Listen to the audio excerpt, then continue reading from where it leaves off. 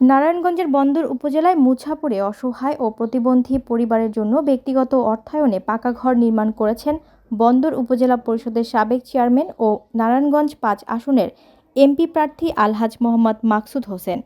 স্থানীয় সূত্রে জানা গেছে, শাসনের বাগ পিয়নবাড়ি এলাকার মরহুম আতাবর রহমানের 2 ছেলে ও 1 মেয়ে বুদ্ধি প্রতিবন্ধী। দীর্ঘদিন ভাঙা টিনের ঘরে বসবাসের কারণে ঝড় বৃষ্টিতে তারা বিপদে পড়তেন।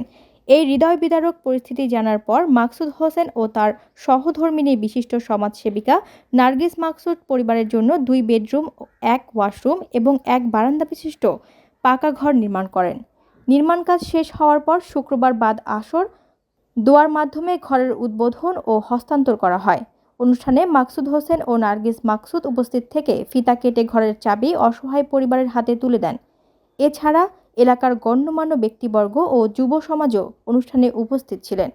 এই উদ্যোগে স্থানীয়রা মাকসুদ হোসেন ও নার্গিস মাকসুদকে বিশেষভাবে ধন্যবাদ জানিয়েছেন এবং মানবিক এই প্রয়াসকে প্রশংসা করেছেন। সবাইকে সহযোগিতা করছি, কাউকে আমি বিমুখ করি নাই, কাউকে আমি ফিরাই নাই। এইটা আমি জোর দিয়ে বলতে পারি। কেউ বলতে পারবেন না যে আমার কাছে যাই এই সমস্যাটা বইলা কেউ খালি হাতে ফিরছে। আমার মুসাপুরবাসীর কাছে আমি কৃতজ্ঞ এবং তাদের ঋণ আমি আমার এই জীবনে আমি শোধ করতে পারবো না, কারণ আপনারা এই বিষয়টা অনেকে উপলব্ধি করেন না।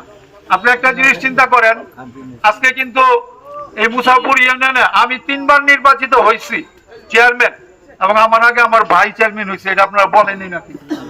4টা নির্বাচনে আপনারা ধারাবাহিকভাবে আমাদেরকে ভোট দিয়া নির্বাচিত করছেন।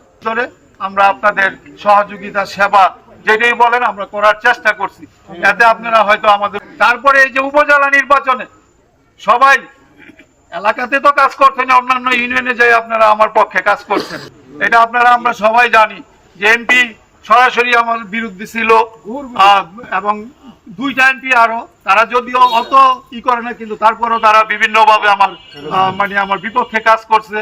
পাশাপাশি আপনার আওয়ামী লীগ, জেলা আওয়ামী লীগের নেতা নেত্রী যা আছে, জাতীয় পার্টির যারা আছে এবং বিএনপির ম্যাক্সিমাম যে তারা আমার বিপক্ষে কাজ করছে।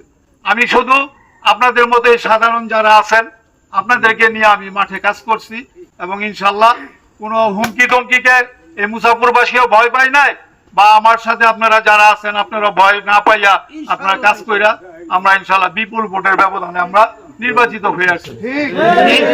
এই যে আপনাদের কাছে আমার যে দায় আর আমার যে ঋণ, এটা কি শোধ করা সম্ভব? এটা কোনোদিনই শোধ করা সম্ভব